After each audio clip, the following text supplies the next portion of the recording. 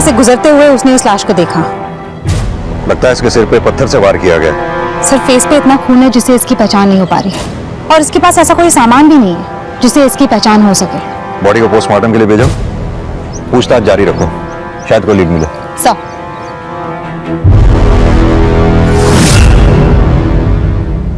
पूर्णिमा तुम्हारा दिमाग खराब हो गया है क्या? अरे आर्या अगर ऑटिस्टिक है तो क्या उसे जीने का हक नहीं? देखो टेडी बेयर, हम लोग इसके साथ खेलेंगे। तुमने ये कैसे सोच लिया कि तुम्हारे और आर्या के मर जाने से हमारी लाइफ की प्रॉब्लम्स खत्म हो जाएंगी? गिरीश, मैंने तुम्हें कभी कोई खुशी नहीं दी। हमारी आर्या ऑटिस्टिक पैदा हुई और अब एंड फॉर गॉड से अब दोबारा ऐसा करने की सोचना भी मत।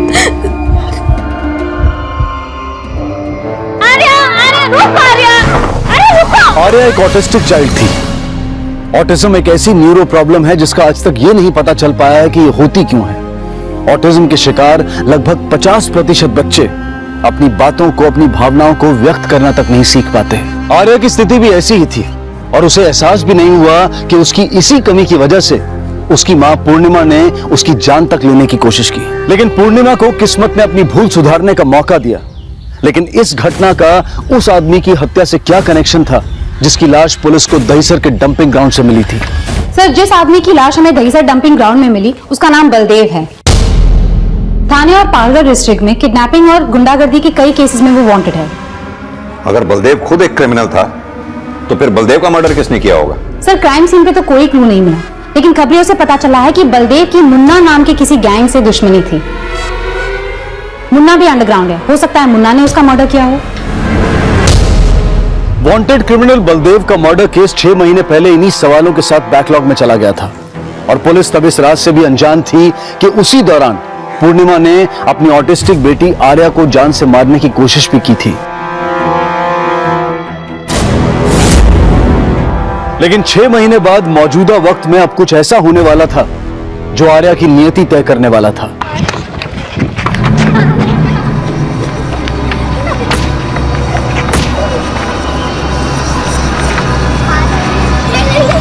अरे रे, कौन है? ये कौन है? अरे भैया, उठो! अरे उठो!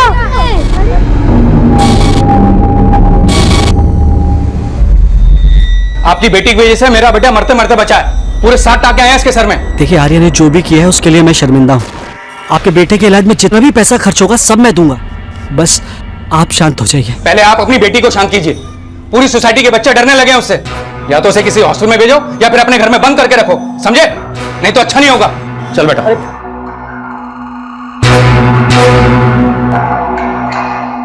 रुको! अरे रुको! आर्या!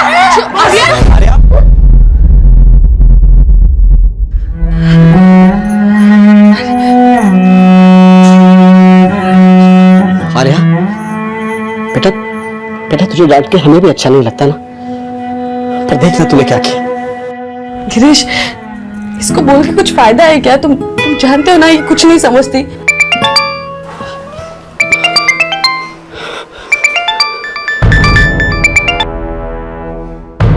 किसका फोन है? वैसे ऑफिस से था।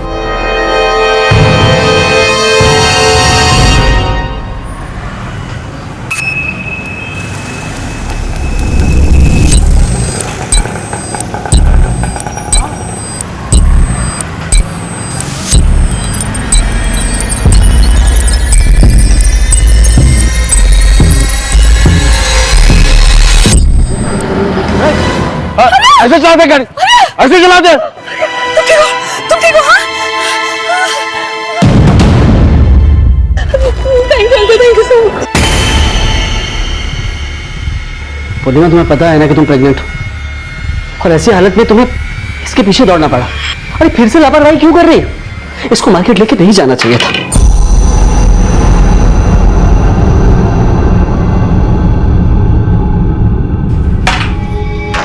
तुम जानते हो ना कि अगर आर्या को बाहर घुमाने ना ले जाओ तो वो घर में तोड़फोड़ शुरू कर देती है। मुझे लगता है कि अब आर्या को ऑटिस्टिक बच्चों के स्कूल हॉस्टल में भेज देना चाहिए। पैसे का इंतजाम हो गया है, मुझे 4 लाख का इंसेंटिव भी मिला है, so we will manage. Girish, Arya हमारे बगैर कैसे रह पाएगी? उसके फ्यूचर के लिए जरूरी है। वैसे भी इस हालत में तुम्हें अपना ख्याल रखना पड़ेगा ना। आर्या की किसी शरारत की वजह से तुम्हें कोई हार्म हुआ तो।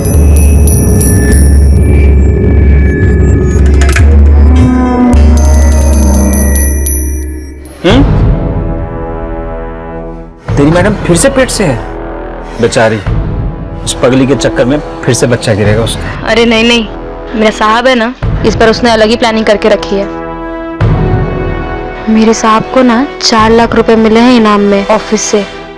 उस पैसे से वो अपनी बेटी को हॉस्टल भेजने की सोच रहा है।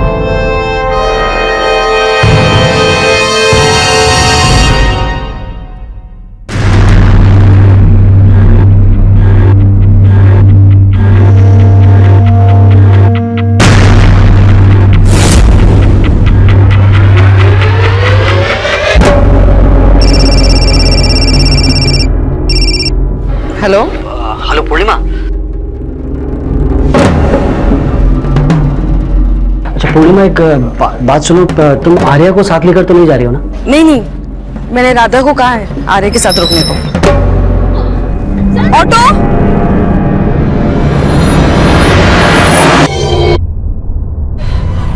ऐसे चलाते गाड़ी, ऐसे चलाते।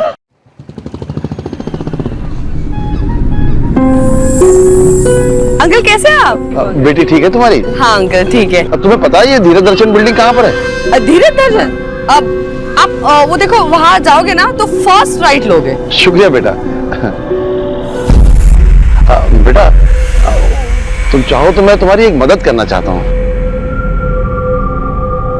कैसी मदद अंकल? मेरी जान पहचान के एक फकीर बाबा है, बाबा फकीरुद्दीन। तुम अपनी बेटी को उनके पास लेके जाओ, उनके चमत्कार से वो जरूर ठीक हो जाएगी।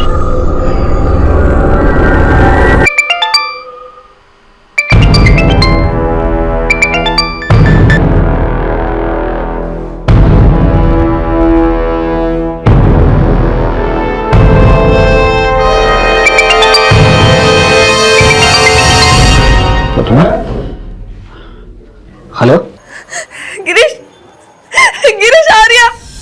पूर्णिमा, क्या हुआ आर्या को? जब मैं क्लिनिक से वापस आई तो दरवाजा खुला था, सारा सामान फैला हुआ है और आर्या भी कहीं नहीं थी। कैश और ज्वेलरी सब गायब है। राधा का फोन भी नहीं लग रहा। व्हाट? गिरीश तुम जल्दी आ जाओ, मुझे आर्या की बहुत फिक्र हो रही है। पता नहीं वो कहाँ के साल में होगी मेरी बच्ची।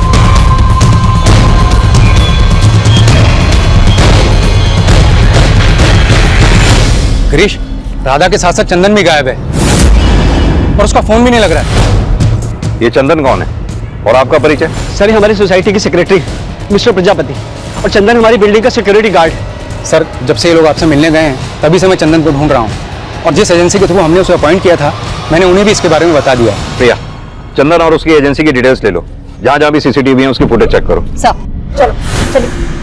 आपका फ्लैट कौन से फ्लोर पे है? सर, 3rd फ्लोर पर। दिखाइए। एक मिनट। हाँ चंदे बोलो। सर, आर्या की मेड राधा अभी तक अपने घर नहीं पहुंची। पता चला है वो अपनी मौसी के साथ यहाँ रहती थी, और मौसी ने बताया कि उन्हें भी नहीं पता कि राधा इस वक्त कहाँ पे होगी। मेड के साथ साथ बिल्डिंग के सिक्योरिटी गार्ड का भी फोन बंद है। उस गार्ड और उसकी एजेंसी की डिटेल्स में तुम्हें मैसेज करवाता हूँ, उसके बारे में भी पता करो। और हाँ, एक कांस्टेबल को राधा के घर के बाहर रुकने को बोलो। Okay sir. चलिए, वैसे क्या क्या सामान चोरी हो गया? सर, लॉकर में 4-4.25 लाख कैश था और 2-2.5 लाख के गहने थे। लेकिन एक बात बताइए, आपकी मेड राधा और बिल्डिंग के सिक्योरिटी गार्ड चंदन का फोन एक साथ बंद हुआ, चक्कर क्या है? सर, हमें कोई आइडिया नहीं है। हमें तो राधा पर पूरा ट्रस्ट था। मुझे तो अभी भी यकीन नहीं हो रहा कि राधा ऐसे कुछ कर सकती है। सर, अगर मेरी बच्ची नॉर्मल होती ना तो मैं उसे जरूर अपने साथ क्लिनिक ले जाती, लेकिन आर्या, अरे बेटा सुनो ना, देखो सर, आर्या को हैंडल करना बहुत ही मुश्किल होता था। अगर मैं प्रेग्नेंट ना होती तो मैं उसे अकेला छोड़कर कभी नहीं जाती। सर, सुबह 11 बजे से इस बिल्डिंग के किसी भी सीसीटीवी कैमरे में फुटेज रिकॉर्ड नहीं हुआ है, क्योंकि सारे सीसीटीवी कैमरा के रिकॉर्डर्स बंद किए गए थे। मिस्टर प्रजापति, आप इस बिल्डिंग के सेक्रेटरी हैं। आप सुबह से इस बिल्डिंग के सिक्योरिटी गार्ड चंदन को ढूंढते रह गए। आपने ये नहीं देखा कि सीसीटीवी के रिकॉर्डर्स बंद हैं? नहीं सर, मैंने चेक नहीं किया। जरूर उस चंदन ने ही रिकॉर्डर बंद किया होगा, इसलिए उसका फोन भी बंद आ रहा है।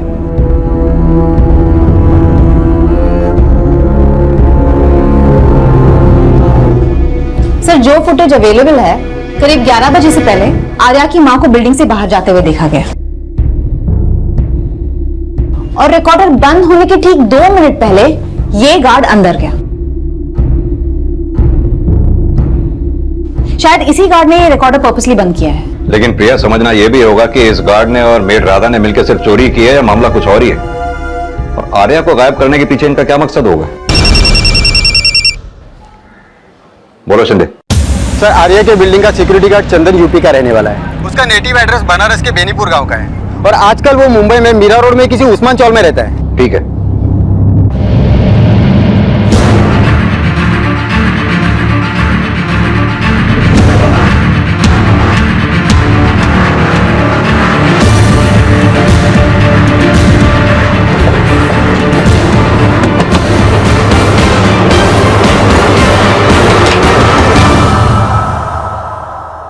साहब चंदन ड्यूटी भी गया तो अपना बैग भी पैक करके ले गया साहब।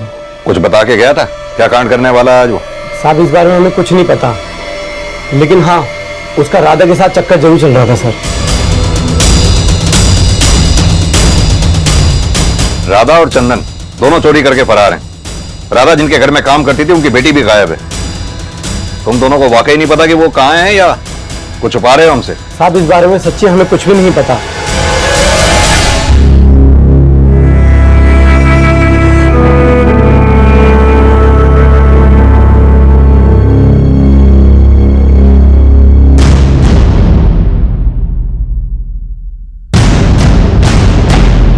तुम्हारा फोन नहीं उठा रहा हूं, तुम्हें समझ में नहीं आ रहा? नहीं, मैं तुमसे बात नहीं कर सकता हूं। अरे नहीं आ सकता तुमसे मिलने।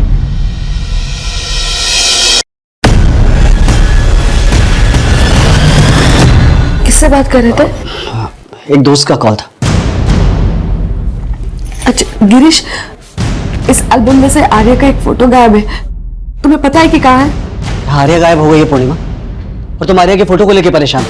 तुम्हें आर्या की कोई परवाह वरवा है भी या बस? गिरीश, तुम भूल रहे हो कि आर्या के साथ साथ मैं भी मरना चाहती थी। हाँ, और राधा ने तुम्हें ये सब करने से रोका था। तो अब अचानक से ऐसा क्या हो गया कि राधा एकदम से बदल गई? ये तुम मुझसे क्यों पूछ रहे हो? क्योंकि जिस दिन आर्या गायब हुई तुम आर्या और राधा के साथ किसी बाबा के पास जाने की बात कर रही थी। गिरीश, एक बार मिलने में क्या हर्ज है? मैं आर्या को दिखाने के साथ साथ उनसे ये भी पूछ लूंगी कि हमारा आने वाला बच्चा भी आर्या के जैसे होगा या नहीं। पूर्णिमा, इस अंधविश्वास के चक्कर में मत पड़ो। तुम डॉक्टर के पास जा रही हो ना, बस वहीं जाओ। गिरीश, तुम्हें ऐसा क्यों लग रहा है कि तुम्हारे मना करने के बावजूद मैं उस बाबा से मिलने गई थी? क्योंकि अगर तुम वहां नहीं गई तो राधा आर्या को लेकर गायब क्यों हुई? गायब तो घर से जेवर और कैश भी है और वो सिक्योरिटी गार्ड भी।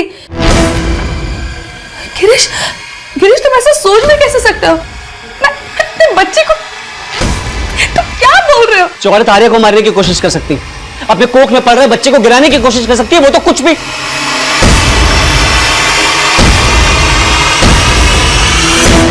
ये बिल्डिंग का सिक्योरिटी गार्ड चंदन यूपी का रहने वाला है। यूपी पुलिस को राधा, चंदन और आर्या तीनों की डिटेल्स भेजो। मुंबई से बाहर जाने वाले सभी रास्ते, रेलवे स्टेशन, बस स्टैंड सभी पे अलर्ट कर दो। राधा और चंदन का मोबाइल नंबर और फोन का IMEI नंबर भी ट्रेस करने की कोशिश करो। Yes sir. आर्या के साथ क्या हुआ होगा, इसका पता लगाने के लिए एक तरफ राधा और चंदन की तलाश की जा रही थी और आर्या की रेजिडेंशियल सोसाइटी में और आसपास में पूछताछ की जा रही थी। पुलिस जब राधा की मौसी से मिली तो सामने आया राधा और चंदन का अफेयर। लेकिन आर्या के घर चोरी करने के साथ साथ उनका आर्या को गायब करने का मकसद क्या था?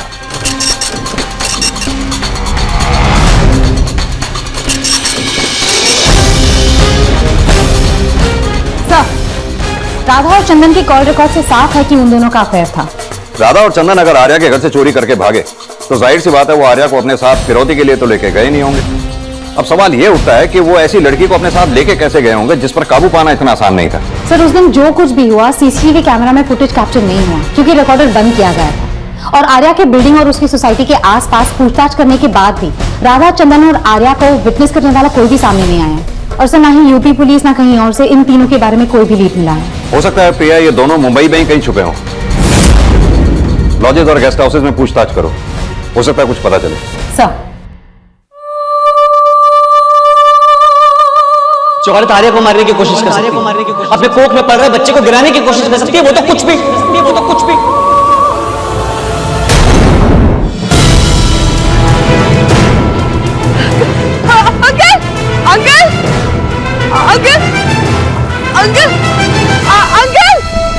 सबसे अनजान पुलिस को मेड राधा और सिक्योरिटी गार्ड चंदन के एक लॉज में छिपे होने का पता चला।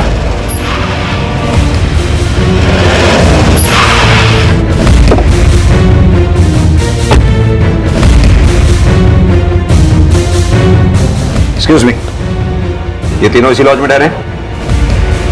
लेकिन सर ये बच्ची यहां पर नहीं है। ये दोनों कितने नंबर रूम में ठहरे हैं? 202।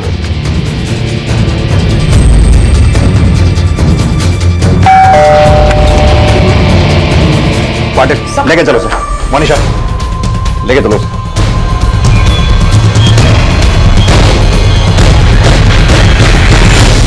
कि हमने चोरी की, लेकिन आर्या का है ये हमें नहीं पता साहब। पता नहीं है आर्या को किसी को बेच दिया तुम लोगों ने? बोलो। नहीं साहब, हमारा प्लान सिर्फ चोरी का था। जब मेरे को पता चला कि मेरे साहब के पास खूब पैसा आया है, तो चंदन ने मेरे को बोला। तेरे साहब को 4 लाख मिला, लेकिन कभी उन्होंने 40 रुपए भी बढ़ा के दिए? अरे मेरा क्या है, मेरे को जो मिलता है ना वो भी मेरी मौसी हड़प लेती है। देख, तू अपनी मौसी से परेशान, मैं इधर ये सिक्योरिटी गार्ड की नौकरी से परेशान। एक काम करते हैं, हम दोनों मिलके ना तुम्हारे सबका घर साफ करके भाग जाते हैं। लाइफ सेट हो जाएगी हम दोनों की। उस दिन जब मैडम आर्या को मेरे पास छोड़ के गई, तब मैंने चंदन को फोन किया। हाँ चंदन, जल्दी से आ जाओ, मैडम घर पे नहीं है।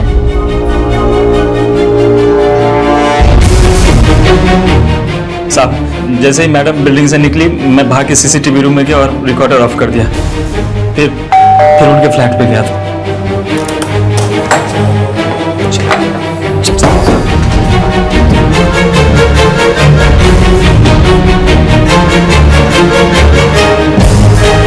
पैसे लेके वहां से भाग गए।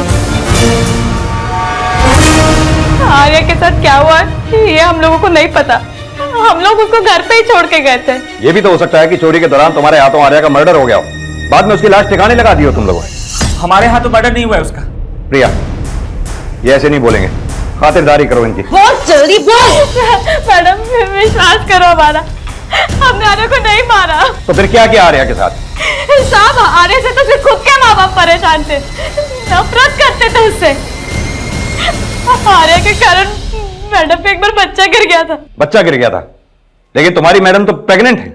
साहब वो दोबारा हुई है।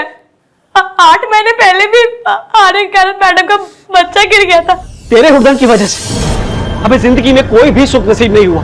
पता नहीं कौन सी घड़ी थी कि जब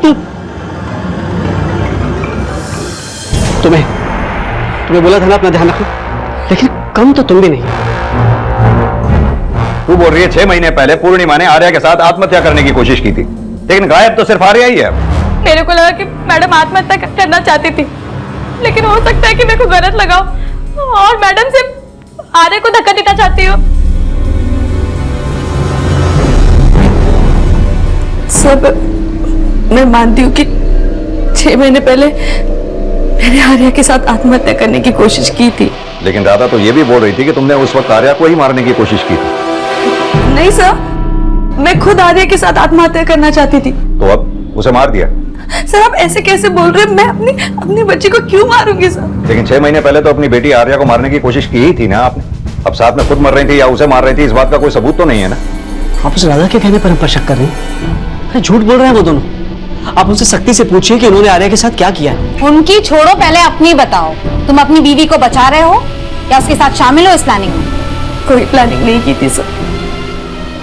6 महीने पहले मैंने जो गलती की थी उसका सबक मुझे तभी मिल गया था। सर, मैं और गिरीश आर्या से बहुत प्यार करते हैं। अब प्लीज हम पर ऐसे आरोप मत लगाइए। चलो माना कि तुमने आर्या के साथ कुछ भी नहीं किया, लेकिन राधा और चंदन के अलावा और कौन हो सकता है जो आर्या को हानि पहुंचा सकता है? पहले आप अपनी बेटी को शांत कीजिए। पूरी सोसाइटी के बच्चे डरने लगे हैं उससे। या तो उसे किसी हॉस्टल में भेजो या फिर अपने घर में बंद करके रखो, समझे? नहीं तो अच्छा नहीं होगा। तो तुम ये कहना चाहते हो कि तुम्हारी बेटी आर्या ने तुम्हारे सोसाइटी के सेक्रेटरी की बेटे का सर फोड़ा, इसलिए उसने उसको गायब कर दिया? लेकिन पहले वो हमेशा आकर कर देखा करता था, लेकिन आर्या के गायब होने के बाद जिस तरह से वो सिंपैथी दिखा रहा है ना, मुझे शक हो रहा है उस पर। सर, गिरीश का दिमाग खराब हो गया है। माना कि उसकी बेटी की वजह से मेरे बेटे को बहुत चोट पहुंची है, लेकिन मैं ऐसा गया गुजरा आदमी नहीं हूं कि उस मासूम के साथ ऐसा कुछ करूंगा। लेकिन जिस दिन ये कांड हुआ उस दिन आप बिल्डिंग में ही थे। आपके बिल्डिंग का सिक्योरिटी गार्ड सीसीटीवी के रिकॉर्डर बंद करके चला जाता है और क्या आपके कानों पर जू तक नहीं रेंगती? सर आप बेकार में मुझ पे शक कर रहे हैं। गिरीश मेरा नाम लेकर जबरदस्ती मुझसे अपनी चिढ़ निकालना चाहता है। राधा के उस बयान की पुष्टि पूर्णिमा द्वारा कर दी गई थी जिसमें पूर्णिमा ने माना था कि उसने 6 महीने पहले आर्या के साथ आत्महत्या करने की कोशिश की थी।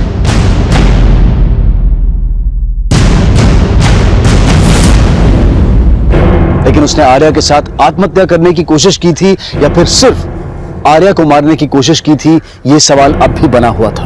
पूर्णिमा की सफाई और गिरीश द्वारा सोसाइटी सेक्रेटरी प्रजापति पर शक जताने के बाद आर्या मिसिंग केस में एक के बाद एक कई सस्पेक्ट नजर आ रहे थे, लेकिन आर्या किस अपराध का शिकार हुई थी यह अब तक रहस्य बना हुआ था और बहुत जल्द इस केस में एक नया एंगल सामने आया। सर मैंने आर्या के पेरेंट्स गिरीश और पूर्णिमा की एलिबाई चेक की। जब आर्या गायब हुई तो गिरीश अपने ऑफिस में था और पूर्णिमा क्लिनिक में।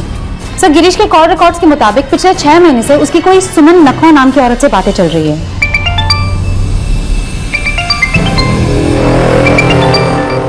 कौन है ये सुमन नकवा? सर सुमन का ना तो गिरीश के ऑफिस से कोई कनेक्शन है और ना ही वो उसके रिलेशन में आती है। सर उसका नंबर खार डांडा एड्रेस पर रजिस्टर्ड है। सर एक और बात पता चली है, 10 साल पहले तक गिरीश के फादर के नाम खार डांडा में एक चौल हुआ करती थी। इस सुमन नकवा के बारे में पहले अच्छी तरह से जानकारी हासिल करो, फिर इस गिरीश से मिलते हैं। Yes sir. नानू अब देखना 6 ही आएगा। अरे यार कोई बात नहीं बेटा, तेरी चाल कैंसिल। चल तुझे एक मौका और, चल। जिंदगी हमेशा दूसरा मौका नहीं देती पापा, और यही सीख आपको शुभम को भी सिखानी चाहिए। तू जा अंदर, मुझे तुम्हारे नानू से कुछ बात करनी है। मैं जानता हूं तू क्या कहना चाहती है, लेकिन बेटा एक बात मत भूल, जिंदगी ने तुझे और शुभम को जो मौका दिया है, मुझे वो एहसान उतारना ही पड़ेगा।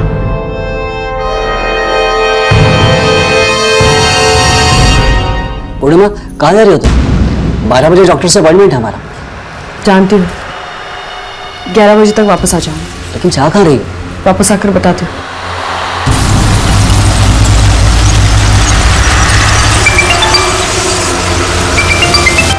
सुमन। Hello hello hello Girish, Girish वो मुझे जान से मार देगा गिरीश। अरे सरे दरवाजा खोलना है। प्लीज मुझे आके ले जाओ यहाँ से प्लीज। मेरा दम घुटने लगा है गिरीश।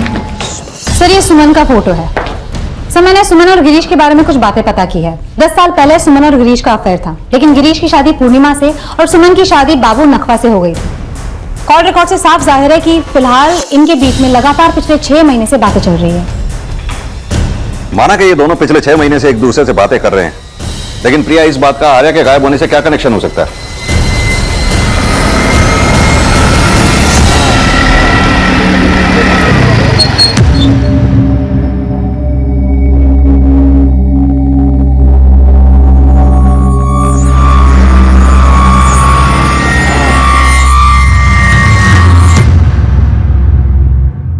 ऐसा करते हैं, गिरीश की वाइफ पूर्णिमा से मिलते हैं, उससे सुमन और गिरीश के बारे में बात करते हैं, देखते हैं वो क्या कहती है।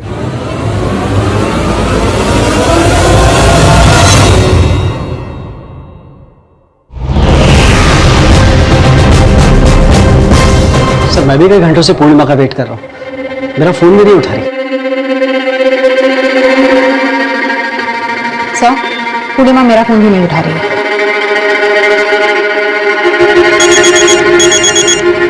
हेलो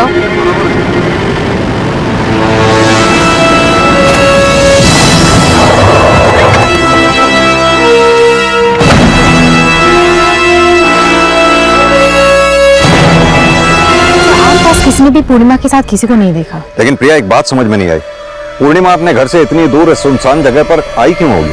सर गिरीश ने तो बोला कि पूर्णिमा ने उसे कुछ बताया नहीं, लेकिन मुझे लगता है कि गिरीश को पता था पूर्णिमा यहाँ आने वाली है। सर शायद आर्या का गायब होना और पूर्णिमा के मर्डर का कनेक्शन दोनों गिरीश और सुमन के लव अफेयर से जुड़ा हुआ है। ये गिरीश और सुमन दोनों को थाने लेकर आओ। Yes sir. क्या? पूर्णिमा का मर्डर?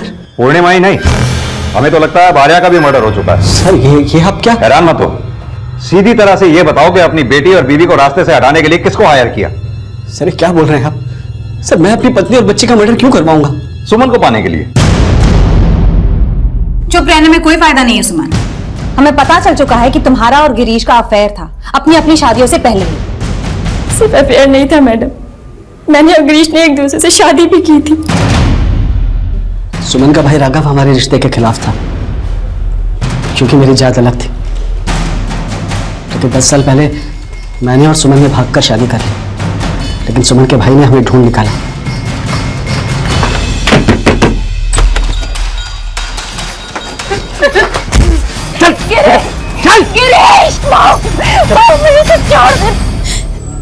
उसके बाद मेरे भाई ने मेरी शादी जबरदस्ती हमारे पड़ोसी बाबू से करवा दी। उसके बाद मैं और मेरे पेरेंट्स बहुत ज्यादा डर गए थे। सुमन के भाई की वजह से हमें खारदांडा भी छोड़ना पड़ा। फिर उसके कुछ समय बाद मेरे फादर ने मेरी शादी पूर्णिमा से करवा दी। पिछले 10 साल से मैं अपने शराबी पति के जुल्म सह रही हूँ। उसके मार खा के भी उसके लिए कमाना पड़ता है मुझे। मैं सेल्स गर्ल हूँ, ऑफिस जाके प्रोडक्ट्स बेचती हूँ। इसी सिलसिले में 6 महीने पहले मेरी दोबारा गिरीश से मुलाकात हुई और फिर उसके बाद मेरी और गिरीश से अक्सर मुलाकातें होती थी। सर मेरी बुजदिली की वजह से ही सुमन ने ये दिन देखे। मैं अपने गिल्ट में सुमन के साथ अपने दुख दर्द बांटने लगा और फिर पता ही नहीं चला कि कब धीरे धीरे हम लोग फिर से करीब आ गए। उस दिन के बाद मैंने सुमन को अवॉइड करना शुरू कर दिया, लेकिन सुमन ने मुझे फोन करना नहीं छोड़ा। मैं मानता हूं सर मैंने सुमन के साथ इंसाफ नहीं किया, लेकिन मैंने कभी सपने में भी अपनी पत्नी पूर्णिमा और आर्या को छोड़ने का नहीं सोचा। और आप कह रहे हैं कि मैंने उन दोनों का मर्डर किया? तुमने नहीं मरवाया तो हो सकता है सुमन ने पूर्णिमा को मरवाया हो। हाँ ये सच है कि मैं गिरीश को अपनी जिंदगी में वापस लाना चाहती थी, लेकिन मैंने वो सब कुछ नहीं किया। हाँ ये सच है कि मैं गिरीश को अपनी जिंदगी में वापस लाना चाहती थी, लेकिन मैंने वो सब कुछ नहीं किया। नहीं सर, मुझे नहीं लगता कि सुमन ऐसा कर सकती है। तुमने नहीं ऐसा किया, सुमन ने नहीं ऐसा किया, तो फिर कौन है जिसने आर्या को गायब किया और बाद में पूर्णिमा का मर्डर कर दिया? सर मुझे लगता है काम किसी और ने करवाया है। सर एक बात थी जो मैं आपको बताना चाहता था। कैसी बात? सर कुछ दिन पहले आर्या की जान एक आदमी ने बचाई थी। उसके बाद पूर्णिमा अक्सर उस आदमी से बात करने लगी थी, और जिस दिन आर्या के गायब होने की खबर आई उस दिन तो पूर्णिमा आर्या को लेकर उस आदमी के साथ किसी बाबा से मिलने जाने वाली थी। कौन सा आदमी, कौन सा बाबा? सर मैंने आज तक ना उस बाबा को देखा है ना उस आदमी को। पूर्णिमा मुझे उस आदमी के बारे में अक्सर बताती थी। सर मुझे लगता है कि उस दिन भी पूर्णिमा उसी आदमी से मिलने गई होगी। देखो गिरीश, और कहानी नहीं। अब मैं कहानी नहीं बना रहा हूँ सर, पर मुझे इतना पता है कि पूर्णिमा उस आदमी को अंकल कहकर बुलाती थी। पुलिस ने जब गिरीश के बयान की पुष्टि की तो पूर्णिमा के उस बुजुर्ग के साथ में देखे जाने के बयान सामने आए और फिर उस अनजान शख्स का स्केच बनवाया गया।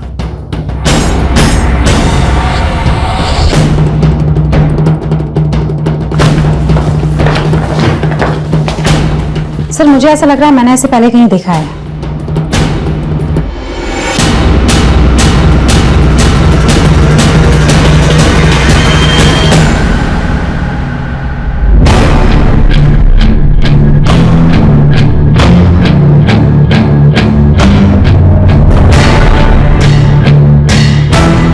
सर ये फोटो स्केच के साथ मैच कर रही है। सर ये विनोबा है, बलदेव का ससुर। वही बलदेव जिसकी लाश हमें 6 महीने पहले दहीसर डंपिंग ग्राउंड में मिली थी। सर बलदेव मर्डर इन्वेस्टिगेशन के दौरान हमने इनसे पूछताछ की थी।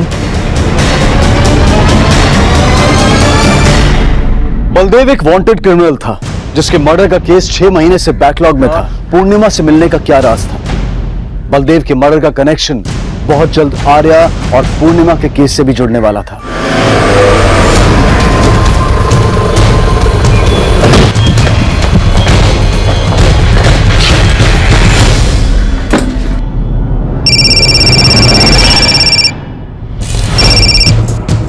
हाँ प्रिया बोलो।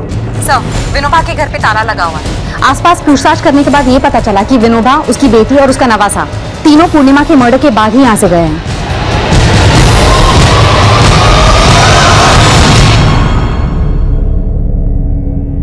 ये आर्या के गायब होने और पूर्णिमा के मर्डर से इस विनोबा का कोई ना कोई कनेक्शन जरूर हो सकता है, तभी उसका फोन बंद आ रहा है। फौरन इस विनोबा के कॉल रिकॉर्ड्स निकलवाओ, पता लगाने की कोशिश करो कि इस वक्त वो हो कहां सकता है। सर पुलिस ने विनोबा की तलाश शुरू कर दी और जल्द ही विनोबा से जुड़ा एक और राज सामने आया।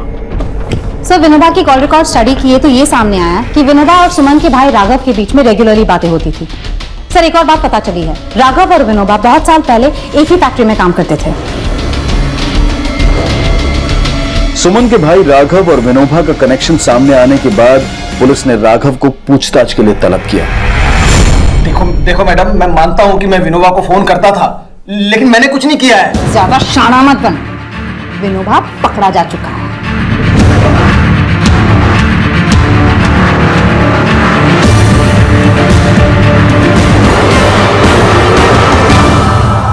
साहब, मैंने जो कुछ भी किया राघव के कहने पर ही किया।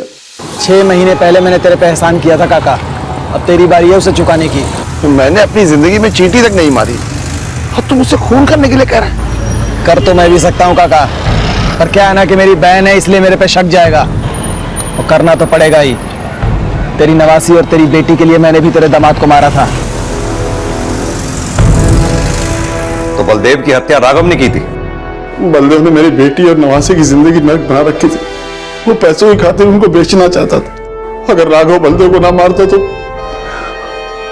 आज रश्मि और शुभम न जाने कहाँ होते। बलदेव के मर्डर के बदले मैं विनोबा से गिरीश की बेटी और बीवी को मरवाना चाहता था, ताकि सुमन और गिरीश फिर से एक हो सके। 10 साल पहले तूने ही उनको अलग किया था और अब वापस उनको। मैं अपनी वही गलती सुधारना चाहता था, क्योंकि सुमन मुझे हमेशा कोसती थी। राखी के तोहफे तो ले आए, बट तेरे जैसे भाई को राखी बांध के मुझे मिला क्या? गिरीश से अलग करके एक बेवड़े से शादी करवा दी तूने मेरी। इनका क्या करूं मैं? क्या करूं? मैं चाह के भी सुमन की जिंदगी सुधार नहीं सका। फिर मुझे एक दिन पता चला कि गिरीश और सुमन आपस में फिर से मिलने लगे हैं। मुझे लगा कि अगर मैं गिरीश की बेटी और बीवी को मार दूंगा तो गिरीश सुमन को फिर से अपना लेगा। मैंने राघव को मर्डर करने से मना कर दिया था, लेकिन उसके कहने पर मैं आर्य और पूर्णिमा को उसके पास ले जाने का प्लान बनाया। मेरी जान पहचान के एक फकीर बाबा है, बाबा फकीरुद्दीन। तुम अपनी बेटी को उनके पास लेके जाओ, उनके चमत्कार से वो जरूर ठीक हो जाएगी। पूर्णिमा मेरे साथ चलने के लिए तैयार थी, लेकिन उसके पति ने उसे मना कर दिया था। पूर्णिमा के जाने के बाद मैंने देखा कि आर्य की नौकरानी उनकी बिल्डिंग के गार्ड के साथ कहीं जा रही है। मैंने सोचा आर्य घर में अकेली होगी, लेकिन तभी मैंने देखा कि आर्य खुद बिल्डिंग से बाहर आ रही।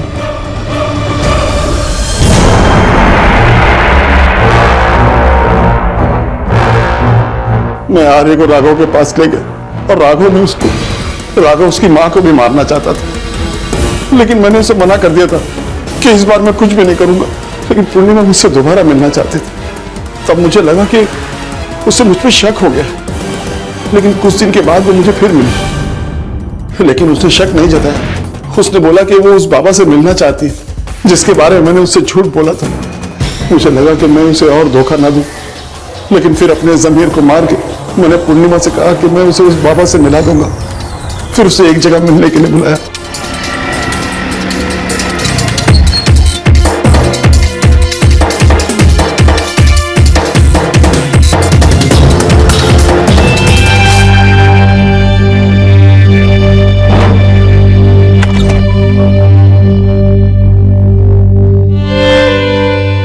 हमारी परेशानियां, आने वाली कल की चिंताएं कभी कभी हमारी सोच को इतना कमजोर बना देती हैं कि हम बिना सोचे समझे उनका हल ढूंढने के लिए ऐसी गलतियां कर बैठते हैं जिनके लिए हमें पछताने का भी मौका नहीं मिलता। राघव की सोच इतनी विकृत थी कि उसने अपराध करके अपनी उस भूल को सुधारने का सोचा जिसमें वो अपनी बहन के लिए पश्चाताप तो नहीं कर पाया, लेकिन पूर्णिमा और आर्या की जिंदगी छीनकर कई और जिंदगियां भी तबाह कर दी। देखते हैं हमारे आज के एपिसोड की दूसरी कहानी।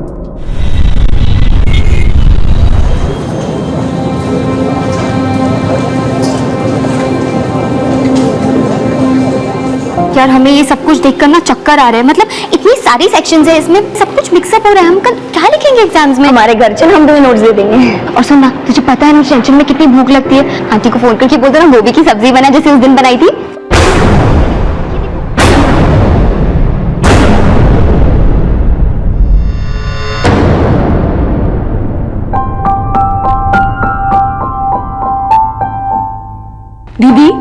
खाने में क्या बनाया है आज?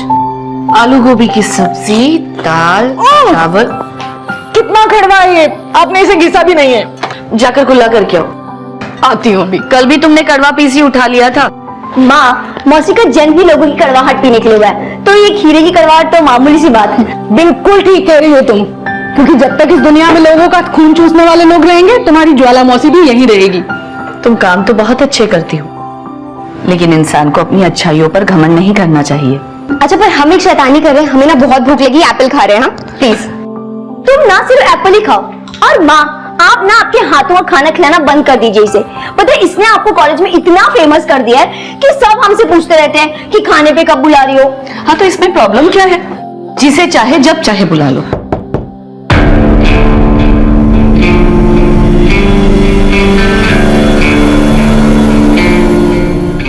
अनिरुद्ध, तुम यहाँ? वो पायल, हमें तुम्हारे न्यू अमेंडमेंट्स के नोट चाहिए थे, क्या तुम दे सकती हो? बट अनिरुद्ध, हमें और संजना को भी उस नोट में से रिवीजन करने हैं। ओके, सॉरी हम तुम्हें फोन करके नहीं आए। अनिरुद्ध, बेटा आए हो तो खाना खा के जाओ। नहीं आंटी, हम घर से खाकर आए हैं। बाय। अरे अब आप इतना कह रही तो खा लेते हैं थोड़ा सा। आ जाओ।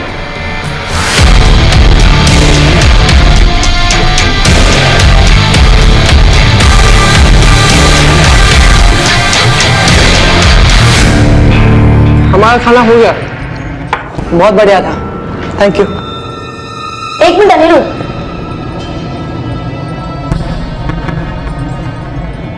अनिरुद्ध तुम्हें नोट्स चाहिए थे।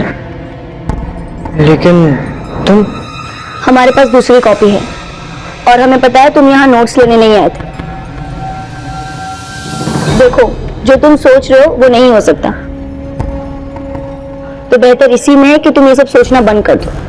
हमें हमारी पढ़ाई पे कंसंट्रेट करने दो, और तुम भी अपनी पढ़ाई पे कंसंट्रेट करो।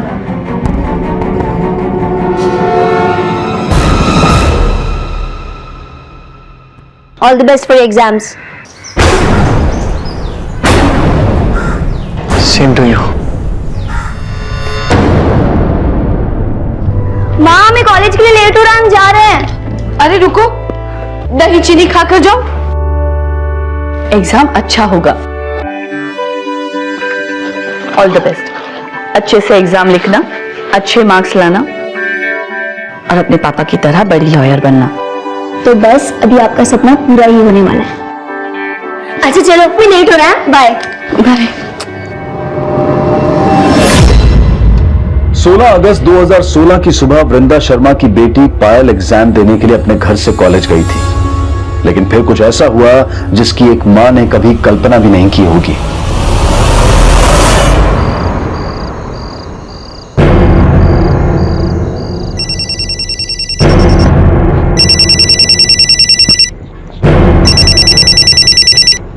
हेलो जी आंटी। हेलो संजना, पायल है तुम्हारे साथ? नहीं, वो तो कब का घर चली गई। क्या? वो अब तक घर नहीं पहुंची, और उसका फोन भी नहीं लग रहा। क्या पायल अब तक घर नहीं पहुंची?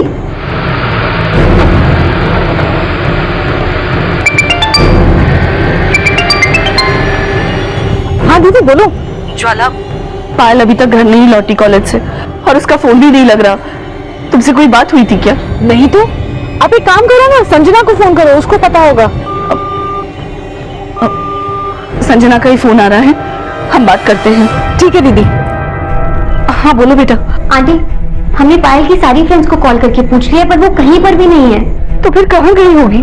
हमें नहीं पता, हमने तो खुद उसे हॉस्टल के बाहर ही ड्रॉप किया था। तुमसे कुछ कहा था क्या उसने?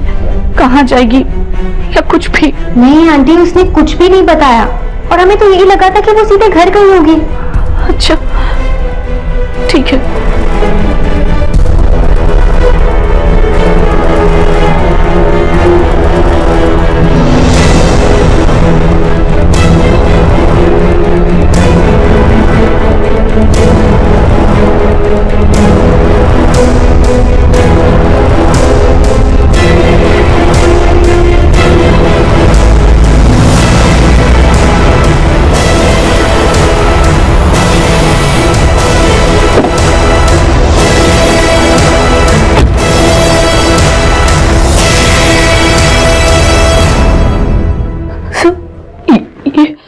पायल की फोटो।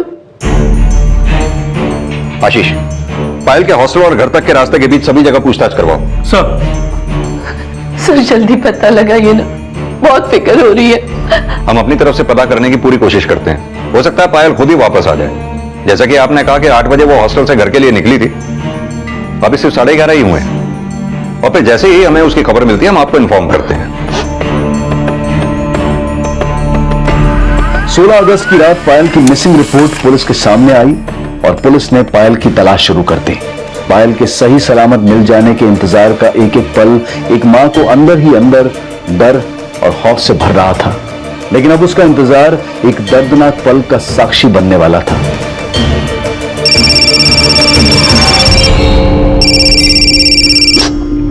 हेलो सजना, पायल का कुछ पता चला? जी पायल,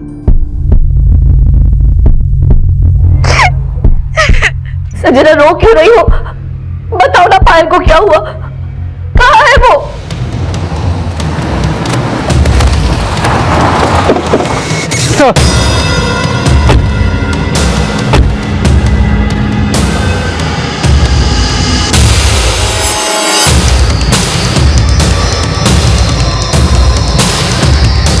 हटिए सब लोग साइड में, चलिए दरवाजा खोलो। सर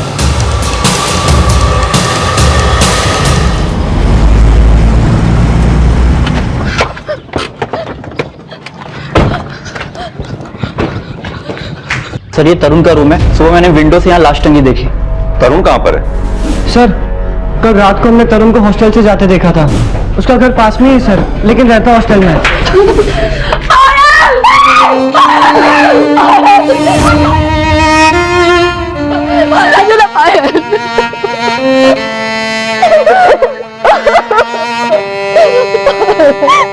आशीष, तुम तरुण के घर जाओ, मैं यहां देखता हूं। सर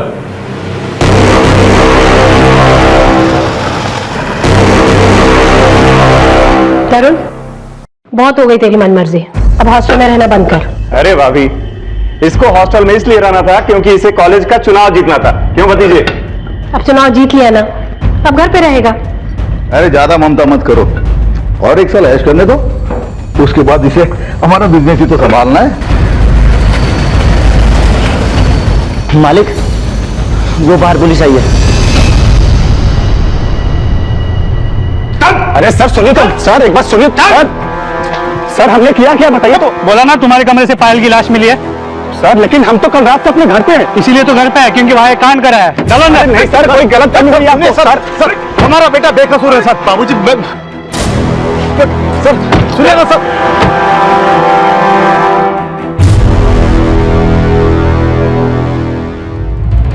सर कल तरुण और पायल का बहुत बड़ा झगड़ा हुआ था। बिल्कुल अच्छा लड़का नहीं है वो, हमसे भी हमेशा बदतमीजी करता है। संजना संजना संजना, रुको रुको रुको। देखो, दिगांत को तो हम कॉलेज इलेक्शन में बर्बाद कर दी और तुम अभी भी उसको भाव दिए जा रही हो। और वैसे भी तुम्हारी जात का तो है नहीं, फिर क्यों परेशान हो रही हो? तुम्हारी तरह घटिया सोच नहीं है ना हमारी। और वैसे भी हम जात पात में नहीं, प्यार में भरोसा करते हैं। पैसे के दम पे इलेक्शन तो जीत लियो तुम, लेकिन पैसे से संजना का प्यार नहीं खरीद सकते तुम। और आज के बाद संजना को छुए ना तो बता देंगे गुरु, हाथ तोड़ देंगे तुम्हारा। बस इलेक्शन जीते हो, इसका मतलब ये नहीं कि तुम्हारी गुंडागर्दी चलेगी। देखो मैडम, इसको गुंडागर्दी समझो या हमारी शराफत, लेकिन इस कॉलेज में चलेगी तो सिर्फ हमारी। और वैसे भी तुम कौन होती हो हमको रोकने वाली? हाँ, कौन होती हो तुम रोकने वाली? सर हमें लगता है तरुण ने इसी बात का बदला लिया है पायल से। ठीक है, तुम जा सकती हो। सर हम तो कल शाम को 7 बजे हॉस्टल से घर चले गए थे। हमने कुछ नहीं किया पायल के साथ। कुछ नहीं किया था, फिर कल रात हॉस्टल से घर क्यों गया था? और आज कॉलेज क्यों नहीं आया? सर आज कॉलेज नहीं आया क्योंकि मेरी तबीयत खराब थी, इसलिए नहीं आ पाया। तबीयत खराब थी या पायल से बदला लिया? हमें सब पता चल चुका है। कल तेरा पायल से झगड़ा हुआ था। सर मानता हूं कि थोड़ा बहुत उतने में हो गया था, लेकिन इसका ये मतलब थोड़ी कि हम पायल की जान ले लेंगे। तो फिर पायल की लाश तेरे कमरे से कैसे मिली? तू उसे जबरदस्ती लेके गया होगा ना? बोल, क्या क्या कांड किया उसके साथ? सर हम सच कह रहे हैं, हमने कोई कांड नहीं किया है। और हम तो खुद हैरान है कि पायल बहुत हॉस्टल में आई कैसे। तू ऐसे सच नहीं उगलेगा, लगता है हमें अपने तरीके से उगलवाना पड़ेगा। सर अरे यकीन मानिए हमने कुछ नहीं किया सर। आशीष, इसे तब तक पूछो जब तक ये सच ना बोले। सर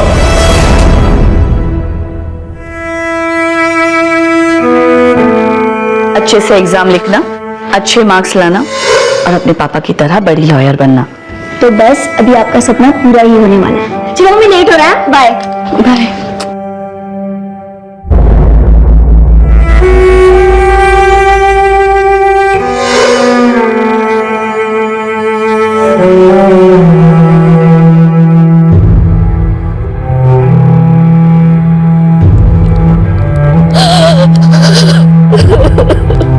आंटी, आंटी आप प्लीज संभालिए अपने आप को। कैसे संभाले बेटा, जिसके लिए जी रहे थे अब वो ही नहीं रही। जी करता है कि खुद को खत्म कर दे। आंटी प्लीज, प्लीज ऐसी बातें मत कीजिए। आपको याद है जब हमारी मम्मी गुजरी थी तो आपने पायल ने हमें संभाला था, हमें हौसला दिया था, और आप ऐसी बातें कर रही हैं। और आप हमेशा कहती है ना कि हम आपकी बेटी हैं, तो बस हम हमेशा रहेंगे आपके साथ।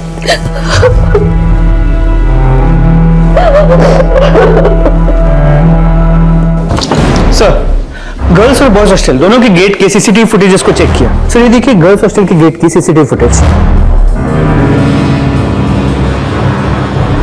पायल 8 बजे गर्ल्स हॉस्टल से बाहर जाते हुए नजर आ रही है। और सर अब ये बॉयज हॉस्टल के गेट की सीसीटीवी फुटेज।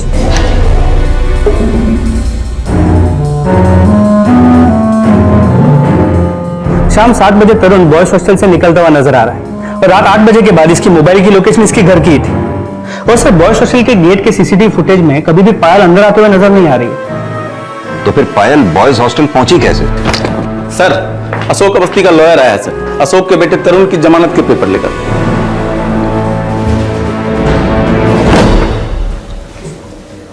आंटी, आपने सुबह से कुछ भी नहीं खाया है, चलिए कुछ खा लीजिए। दीदी, ये जो तरुण है ना, अशोक अवस्थी का बेटा है। मासी, आप जानती हैं तरुण के फादर को? हाँ, बहुत ही पावरफुल आदमी है। दीदी, ये तो कैसे भी करके अपने बेटे को छुड़ा ही लेगा। ऐसे कैसे छुड़ा लेगा? जब तक तरुण को फांसी नहीं हो जाती हम चैन से नहीं बैठेंगे। ठीक है, जल्दी आना।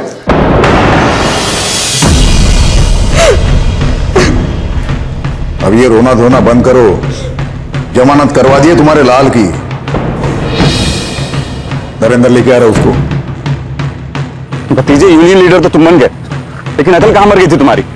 अरे जब तुमसे कांड हो ही गया था तो कम से कम भैया को तो बता देते कि अंदर जाने की नौबत नहीं आती। अरे चाचा जी, अब सेम बात रिपीट कर करके ना अब मेरा माइंड मत खराब करिए। एक तो वैसे ही परेशान है। अरे हमने कुछ नहीं किया है। अरे जब तुमने कुछ नहीं किया तो उसे कौन टाइम गया तुम्हारे कमरे में?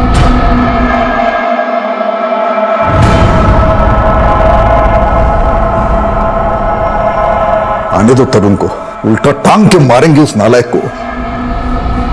आज तक हमारे नाम पर एक दाग नहीं लगा, उस नालायक की वजह से एक झटके में। अब क्यों कोस रहे हो उसे? मैंने तो पहले ही कहा था इतनी छूट मत दो, तब तो एक नहीं सुनी। अरे हमें क्या पता था कि पढ़ाई की बजाय गुंडागर्दी करने लगेगा।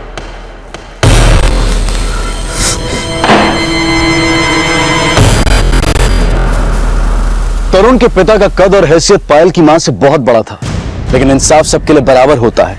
यह केस एक मां के ऐसे ही संघर्ष से जुड़ा था जहां वो अपनी बेटी को इंसाफ दिलाने के लिए बड़ी से बड़ी लड़ाई लड़ने को तैयार थी। लेकिन क्या पायल की वाकई में हत्या हुई थी या फिर उसने आत्महत्या की थी? ये सवाल भी इस केस में उठने वाले थे। और यह भी अब तक राज बना हुआ था कि पायल के बॉयज हॉस्टल में आने की आखिर वजह क्या थी।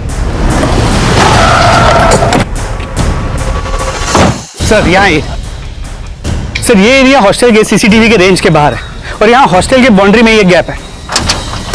सर ये देखिए, यहाँ से हॉस्टल के लड़के देर रात चोरी छुपे हॉस्टल के अंदर आते जाते रहते थे और इसके बारे में हॉस्टल के अथॉरिटीज को पता नहीं था, क्योंकि कुछ लड़के इस गैप को इस शीट से ढक के रखते थे। हो सकता है कि पायल भी इसी गैप से हॉस्टल के अंदर आई हो। लेकिन पायल इस रास्ते हॉस्टल में क्यों आएगी?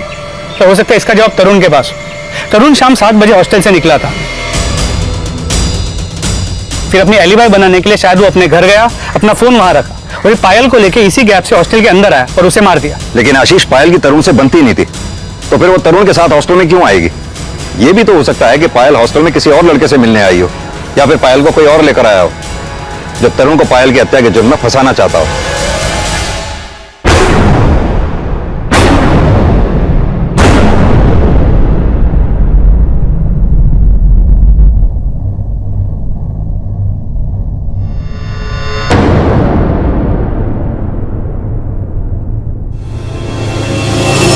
अब ऐसे कहाँ देख रहे हो बे?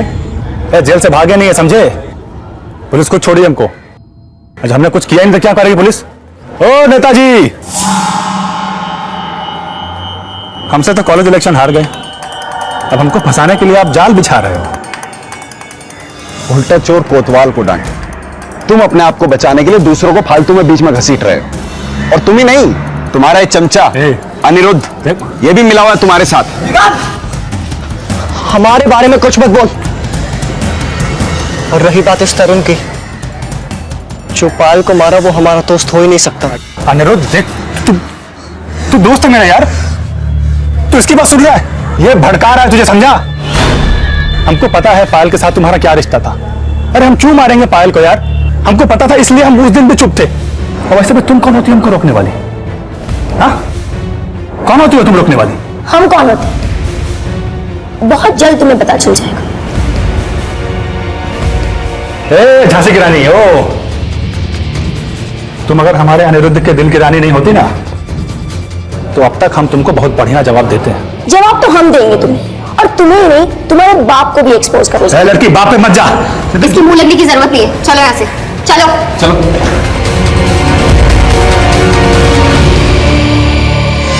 समझा? इसलिए हम उस दिन चुप हो गए थे। अनिरुद्ध मेरी बात तो सुन। संजना देखो, हमको पता है कि पायल तुम्हारी बहुत अच्छी दोस्त थी, और तुमको तो पता है ना कि हम दोनों, तुम इस दिगांत का भरोसा कर रही हो? अरे ये हमारे साथ नहीं, तुम्हारे साथ भी गेम खेल रहा है। चल यहाँ से। देखो, तुम्हारी असलियत बहुत अच्छे से जानते हैं हम। बेल मिल गई इसका मतलब ये नहीं विश्वास कर लेंगे। चलो। संजना हमारी बात तो सुनो।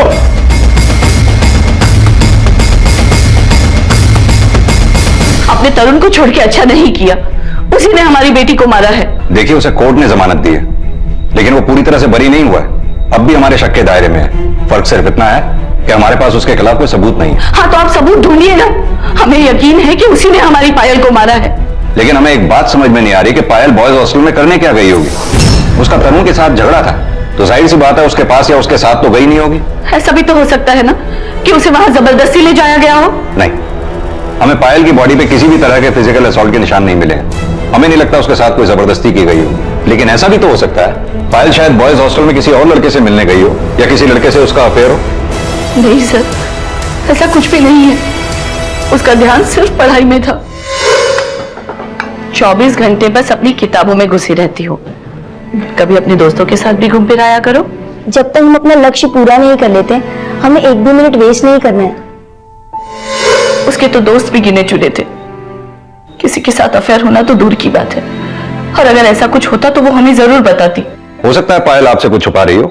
नहीं सर, आज तक हमारी बेटी ने हमसे कुछ नहीं छुपाया। लेकिन वो आपको बिना बताए चोरी छुपे बॉयज हॉस्टल में तो गई ही थी।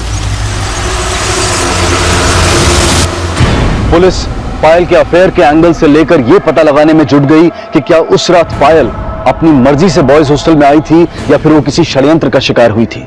वहीं पायल की मां वृंदा भी इस सवाल का जवाब ढूंढने की कोशिश कर रही थी। नहीं आंटी, पायल का किसी के साथ कोई अफेयर नहीं था, और अगर ऐसा कुछ होता तो वो हमसे आपसे कभी नहीं छुपाती। हाँ, अनिरुद्ध पायल को लाइक करता था, और उसने कई बार उसे प्रपोज करने की कोशिश भी की। अनिरुद्ध? जी आंटी, आपको याद है वो घर भी आया था एग्जाम के एक दिन पहले।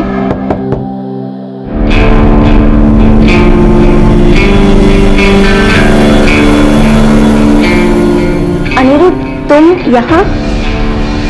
वो पायल, हमें तुम्हारे न्यू अमेंडमेंट्स के नोट चाहिए थे। हमें और संजना को भी उस नोट में से रिवीजन करना है। ओके, सॉरी हम तुम्हें फोन करके नहीं आए। अनिरुद्ध बेटा, आए हो तो खाना खा के जाओ। नहीं आंटी, हम घर से खाकर आए। लेकिन संजना, अनिरुद्ध तो बहुत सीधा लड़का है ना, क्या वो पायल के साथ ऐसा कर सकता है? पता ही आंटी, बिलीव तो हमें भी नहीं होता, पर अनिरुद्ध ना तरुण का पक्का दोस्त है, और दिगांत को लगता है कि जरूर अनिरुद्ध ने कुछ किया होगा। आंटी, हमने पायल के साथ कुछ नहीं किया है। अगर तुम कुछ भी छुपा रहे हो तो अभी भी वक्त है। प्लीज सच्चाई बता दो। आंटी, हम कुछ नहीं छुपा रहे, और माना पायल हमसे प्यार नहीं करती थी, लेकिन हम तो उससे प्यार करते थे ना। आंटी, हम सपने में भी पायल को हार्म नहीं कर सकते। तो फिर कौन हो सकता है? तरुण? वो तो तुम्हारा ही दोस्त है ना? माना तरुण हमारा दोस्त है, लेकिन जब से पायल की मौत का पता चला हमने उसे बात करना छोड़ दिया। और आंटी, जैसे ही हमें तरुण के खिलाफ कोई भी एविडेंस मिलता है हम सबसे पहले आके आपको बताएंगे।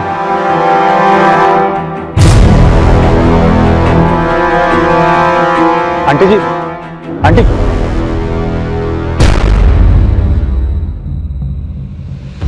हमको पता है कि आप हमारे पे शक कर रहे हैं, लेकिन आप हमारा यकीन मानिए, हमने नहीं, पायल को किसी और ने मारा है। और हमको ये भी पता है कि वो कौन है। कौन है वो? अभी नहीं, बस एक बार हमारा शक पक्का हो जाए, फिर हम आपको बताएंगे कि वो कौन है। बस आप कल तक का इंतजार कीजिए।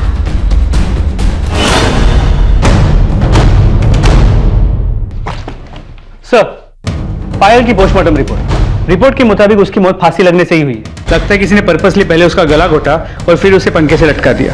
मौत का वक्त करीब रात के 9 बजे के आसपास है। और सर, फॉरेंसिक डिपार्टमेंट को तरुण के कमरे में तरुण के अलावा और किसी के भी फिंगरप्रिंट्स नहीं मिले। लगता है किसी ने बड़ी चालाकी से पायल का गला दबाकर उसकी हत्या की और फिर हत्या को आत्महत्या की शक्ल देने की कोशिश की है। ये तरुण के अलावा हॉस्टल में कोई और लड़का है जो पायल के हॉस्टल में जाने का लीड दे सके? सर, पूछताछ के दौरान पायल का किसी के साथ कोई एफआईआर होने की बात सामने नहीं आई, लेकिन हॉस्टल में एक लड़का रहता है अनिरुद्ध। उस अनिरुद्ध ने पायल को प्रपोज भी किया था, लेकिन पायल ने उसे रिजेक्ट कर दिया। तो हो सकता है बदला लेने के लिए उसी ने पायल को मारा। और सर, ये अनिरुद्ध इस तरुण का बहुत अच्छा दोस्त भी है। इस अनिरुद्ध को थाने बुलाओ, देखते हैं ये क्या कहता है। सर, अरे इसी दिन के लिए पैदा किए थे तुमको कि अपने बाप का नाम मिट्टी में मिला दो। देखिए बाबूजी, आपका नाम कितना भी बड़ा तरुण, बहुत हुआ, पानी सर से ऊपर जा रहा है। माँ, हमारी बात तो सुनने को कोई तैयार है ही नहीं इस घर में। तो ऐसा करते हैं ना, हम ही घर छोड़ के चले जाते हैं, सारा टंटा एक बार में खत्म हो जाएगा। तरुण, क्या बचपना कर रहा तू? अरे छोड़ जाना जी, कहीं नहीं जाएगा तू। नरेंद्र, जाने दे इसको।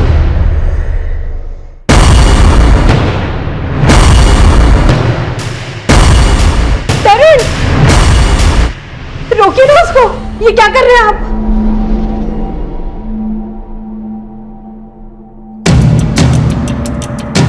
हमें तो यकीन ही नहीं हो रहा कि तरुण यहाँ आने वाला था। क्या वो सच बोल रहा था दीदी? यकीन तो हमें भी नहीं हो रहा, पर उसने खुद हमसे कहा था कि वो हमसे यहीं मिलेगा। दीदी, अब तो इतना टाइम हो गया, तरुण अब तक नहीं आया। एक बार दोबारा फोन कीजिए ना उसे।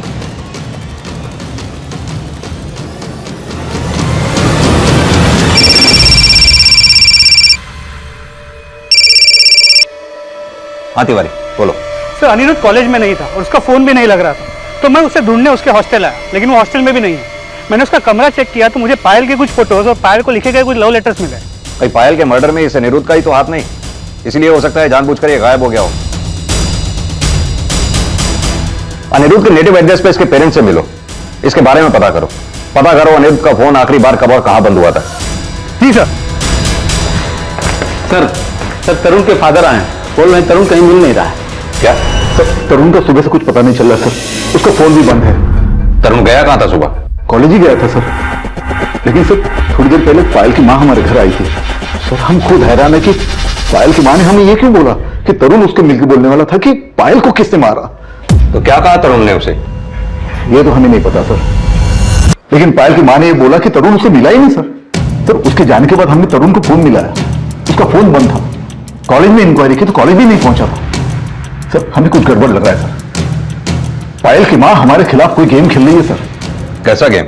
सर, उसी ने गायब किया तरुण को, क्योंकि उसको लगता है कि हमारे बेटे ने पायल को मारा है। लेकिन सर, ऐसा कुछ नहीं है सर। जब से हमारे बेटे पर पायल के मर्डर का इल्जाम लगा है, बेचारा बुझा बुझा सा रहता है। ये उसके खिलाफ कोई साजिश है सर, इसीलिए उसको गायब कर दिया है। दीदी, हम सच बताएं, हमें तो लगता है कि तरुण झूठ ही बोल रहा था ताकि आपको उस पर शक ना हो। हमें तो तरुण और उसका बाप दोनों ही गड़बड़ लगते हैं। हाँ संजना, बोलो। आंटी, तरुण आज कॉलेज भी नहीं आया है। बेटा, एक काम करो ना, तुम अनिरुद्ध से पूछ लो, शायद उसे तरुण के बारे में कुछ पता हो। अनिरुद्ध भी यहाँ पर नहीं है और पुलिस उसे यहाँ पर ढूंढने भी आई थी। क्या? ये अनिरुद्ध सुल्तानपुर का रहने वाला है, लेकिन ये वहां भी नहीं पहुंचा। और इसके माँ बाप का कहना है कि वो नहीं जानते अनिरुद्ध कहाँ है।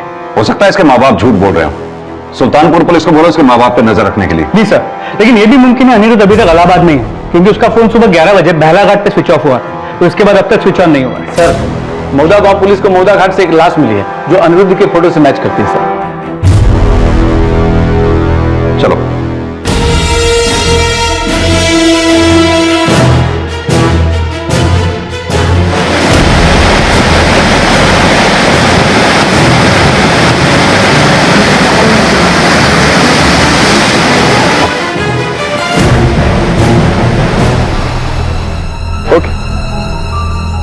Sir, ambulance on the way है।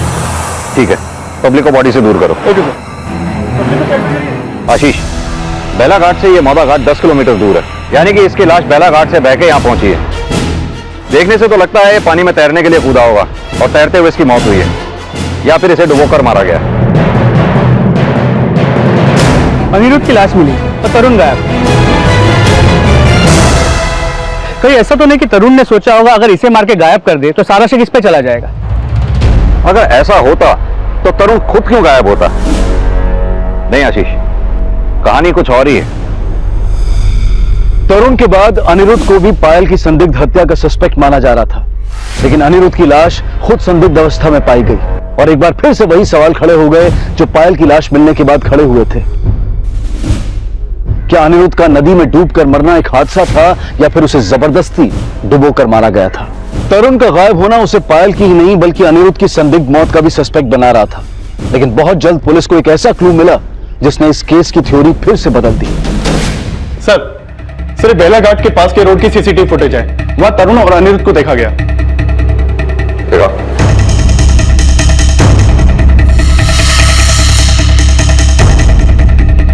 सर, ये तरुण की बाइक है जो हमें बेला घाट के पास मिली है।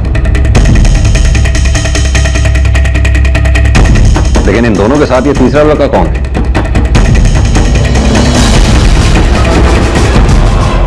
ये तो दिगांत है। दिगांत इन दोनों के साथ उसी कॉलेज में पढ़ता है और दिगांत तरुण से कॉलेज के यूनियन इलेक्शंस में हारा था। लेकिन दिगांत का इन दोनों के साथ होने का चक्कर क्या है? पता करो ये दिगांत है कहां अभी। सर, पुलिस को जल्द ही पता चल गया कि तरुण के साथ दिगांत भी गायब था, लेकिन उन दोनों का अनिरुद्ध के साथ होने का राज इस सवाल से भी जुड़ गया कि तरुण और दिगांत के बीच तो शुरू से ही 36 का आंकड़ा था, तो वो साथ साथ क्यों थे? सिर्फ दिगांत और तरुण में बिल्कुल भी नहीं बनती थी, और तरुण जब जमानत पर बाहर आया था तो पायल की हत्या का आरोप उसने दिगांत पर भी लगाया था। हमसे तो कॉलेज इलेक्शन हार गए, अब हमको फंसाने के लिए आप जाल बिछा रहे हो। तुम इस दिगांत का भरोसा कर रही हो? अरे ये हमारे साथ नहीं, तुम्हारे साथ भी गेम खेल रहा है। तुम्हें कोई अंदाजा है कि दिगांत कहां गया होगा? नहीं सर।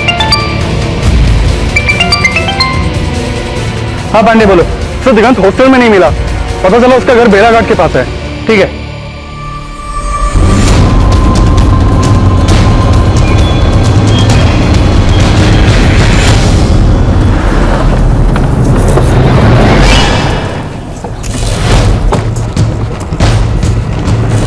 सुनिए,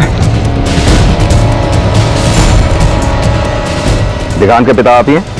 हाँ साहब, हम ही दिगांत के पापा हैं, लेकिन आप लोग यहाँ? दिगांत कहाँ है?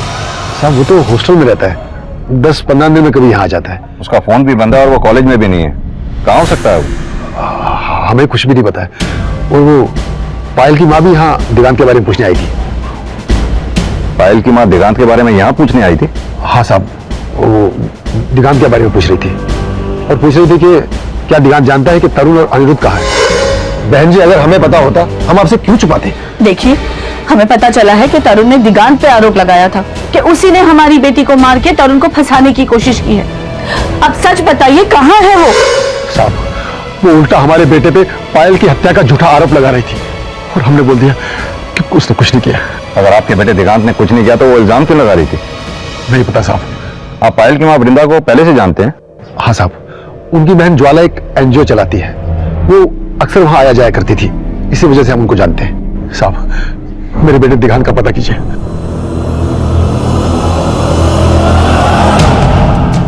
तो तरुण के बाप का कहना है कि तरुण पायल की मां से मिलने वाला था और इससे पहले वो दिग्गांत के घर पे होके आई थी। कहीं ऐसा तो नहीं कि दिग्गांत ने पहले पायल को मारा? लेकिन तीनों एक साथ में दिखे तो थे। एक बात समझ में नहीं आ रही, तरुण की दिगांत से बनती नहीं थी तो फिर वो दिगांत के साथ कर क्या रहा था? सर एक एंगल ये भी है कि तरुण वाकई पायल की मां को मिलने वाला था या वो झूठ बोल रही थी। इससे पहले वो अनिरुद्ध को मिली थी और उस पर भी पायल के मर्डर का इल्जाम लगाया था। पायल की मां से मिलते हैं, देखते हैं वो क्या बोलती है। आप जिस नंबर को डायल कर रहे हैं वो इस समय स्विच्ड ऑफ है।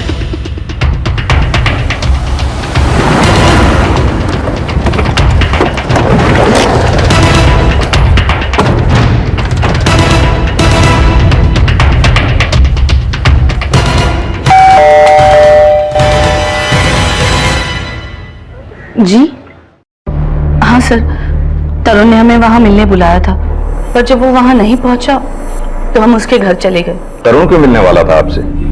जी, वो बताने वाला था कि पायल को किसने मारा। किसने मारा? वही तो वो बताने वाला था सर, लेकिन पता नहीं वो कहाँ गायब हो गया। गायब तो तरुण भी है और दिगांत भी, और हमें पता चला है कि कल तक आप अनिरुद्ध और दिगांत दोनों को पायल की हत्या का दोषी बता रही थी, और उससे पहले सिर्फ तरुण को पायल की हत्या का दोषी बता रही थी आप। सर इन तीनों में से ही किसी ने हमारी बेटी को मारा है, वरना वो तीनों गायब क्यों होते। लेकिन अनिरुद्ध की तो लाश मिली है हमें। क्या? जी। तरुण और दिगांत कहां पर हैं ये पता है आपको? सर हमें कैसे पता होगा? क्योंकि अनिरुद्ध भी उनके साथ था। कहां गए हैं वो दोनों? सर हमने कहा ना, हमें कुछ नहीं पता। ठीक है, हाँ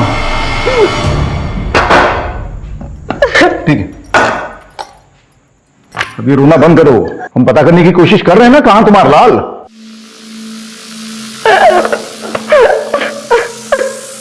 ठीक से खाना भी नहीं खाने दोगी तुम।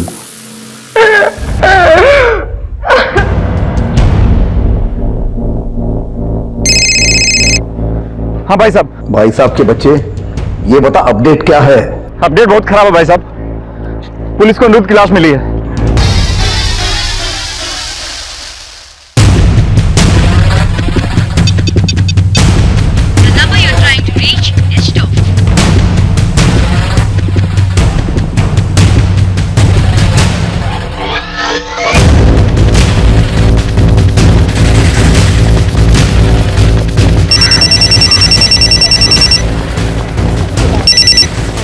हेलो हेलो संजना, जल्दी से हमको माल को सिग्नल पे मिलो, अर्जेंट है। हाँ ठीक है, पर तुम हमें वहां क्यों बुला रहे हो? हमने कहा ना। सर दिगांत का फोन अभी भी ऑन हुआ है। उसने इस नंबर पर फोन किया और तुरंत फोन ऑफ कर लिया। कौन सी लोकेशन पे उसका फोन ऑन हुआ था? मालकोस कुंज। मालकोस कुंज? सर वहां तो तरुण का पार्टी ऑफिस है। तो हो सकता है तरुण और दिगांत दोनों वही हो, वहां चलते हैं। तब तक तुम ये पता करो इस नंबर पे दिगांत ने कैसे बात की थी। Okay sir. Hello aunty. Sanjana कहाँ हो तुम? आंटी हम मालकोस सिग्नल पर जा रहे हैं। वहां क्यों जा रही हो?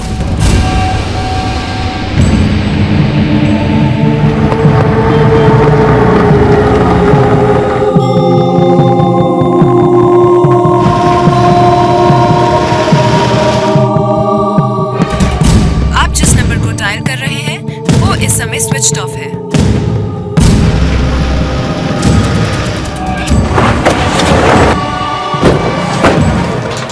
आशीष, ताला तोड़ो। यादव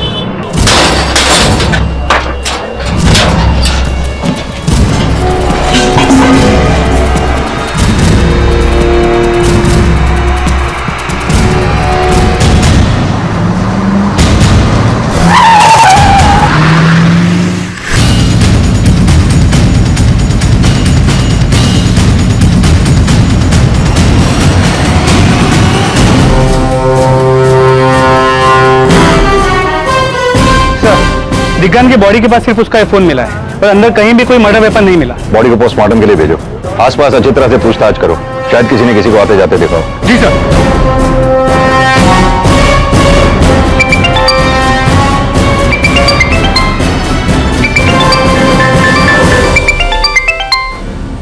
जी दीदी, ज्वाला सर्जन अब तक घर नहीं पहुंची और उसका फोन भी स्विच ऑफ आ रहा है। प्लीज हॉस्टल जाकर देखो ना, कहीं वो वहां तो नहीं चली गई। दीदी पर संजना तो आपके पास घर पे आके रहने लगी थी, तो फिर हॉस्टल क्यों चली जाएगी? हाँ तो हमने कब कहा कि वो हॉस्टल रहने चली गई है? उसका फोन नहीं लग रहा, इसलिए हमें फिक्र हो रही है। दीदी कहीं तरुण ने तो उसे गायब नहीं कर दिया? ज्वाला तरुण भी तो गायब है ना, उसका किसी को कुछ पता नहीं चल रहा। दीदी तरुण को तो जरूर उसके बाप ने ही गायब किया होगा। आप जानती नहीं है वो क्या चीज है।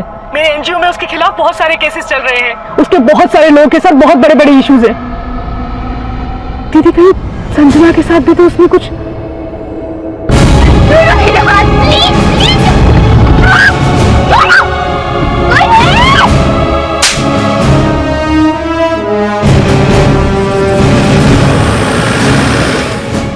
तो बेलाघाट पे अनिरुद्ध, दिग्गांत और तरुण तीनों एक साथ देखे गए। और तीसरा वो तरुण गायब है। आशीष, क्या इन सब मर्डर्स में तरुण का हाथ हो सकता है, या फिर कोई और है जो उसे फंसाना चाहता है? सर पायल की मां के मुताबिक तरुण उसे बताने वाला था कि पायल का मर्डर किसने किया है। सर क्या पायल की मां सच बोल रही होगी? लेकिन पायल की मां झूठ किस मकसद से बोलेगी?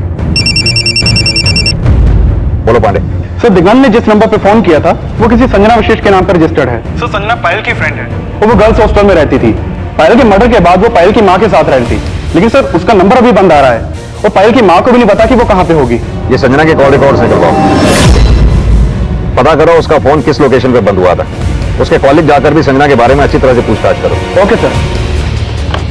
संजना, मैडम संजना, कहां जा रहे हो? संजना कहाँ है? कौन संजना? पहले बताओ हमारा बेटा कहाँ है? वाह, अपने बेटे को खुद छुपा के रखा है और हमसे पूछ रहे हो? तुमने छुपा के रखा है उसको? बताओ क्या गेम खेल रहे हो? गेम हम नहीं तुम खेल रहे हो। पहले हमारी बेटी को मार डाला, उसके बाद अनिरुद्ध और फिर दिगंत, और अब संजना को गायब कर दिया। बंद करो। बात नहीं कर रहे। तुम्हारे बेटे के साथ साथ तुम भी अंदर जाओगे।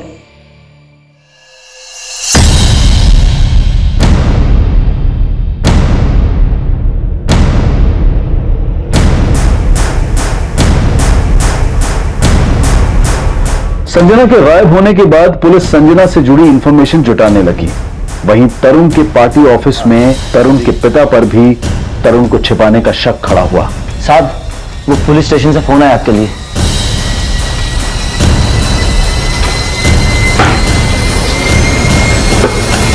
हेलो, अशोक अवस्थी जी बोल रहे हैं। आपको साहब ने थाने बुलाया है। तरुण का कुछ पता चला सर? वही जानने के लिए तो आपको बुलाया है। आप तुरंत थाने आइए। जी आते हैं। भैया गजब हो गया, तरुण के पार्टी ऑफिस में दिगांत की लाश मिली। क्या? हाँ भैया, और ये भी पता चला कि बेलाघाट के पास दिगांत और अनिरुद्ध तरुण के साथ देखे गए थे, और ये बात पुलिस को भी पता चल गया है।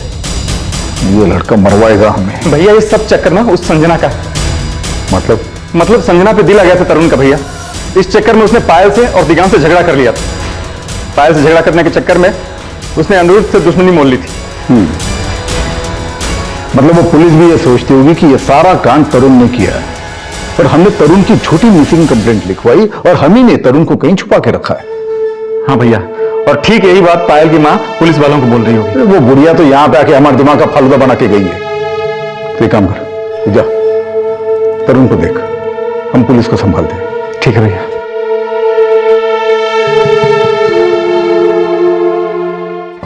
सर, दिग्गंत की पोस्टमार्टम रिपोर्ट के मुताबिक उसकी मौत मल्टीपल स्टैबिंग की वजह से हुई, जबकि उसके पेरेंट्स का कहना है कि वो बहुत अच्छा तैराक था। अनिरुद्ध को पानी में डुबो के मारा। पायल की हत्या को आत्महत्या की शक्ल देने की कोशिश की, लेकिन दिगांत को मारने से पहले टॉर्चर क्यों किया गया, यह बात समझ में नहीं आई।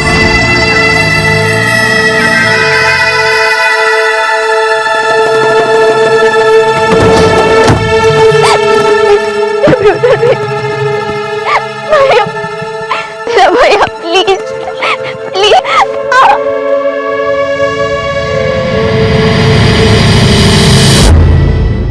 संजना की किडनैपिंग किस मकसद से की गई? क्या इस सब में तरुण का ही हाथ था या फिर इसमें कोई और भी इन्वॉल्व था? क्या इन सभी केसेस का आपस में कोई कनेक्शन था या फिर राज कुछ और ही था? इन सभी सवालों के जवाब हमें मिलेंगे कल रात 11 बजे इस केस के दूसरे और आखिरी भाग में। अब मैं अनूप सोनी आपसे विदा लेता हूं, फिर मुलाकात होगी। तब तक अपना और अपने परिवार का ख्याल रखें और देखते रहें क्राइम पेट्रोल डायल 100। सबक एक को सीख हम सबको। जय हिंद। इस तरह के और भी एपिसोड देखने के लिए हमारे चैनल को सब्सक्राइब करें और बेल आइकन दबाना ना भूलें।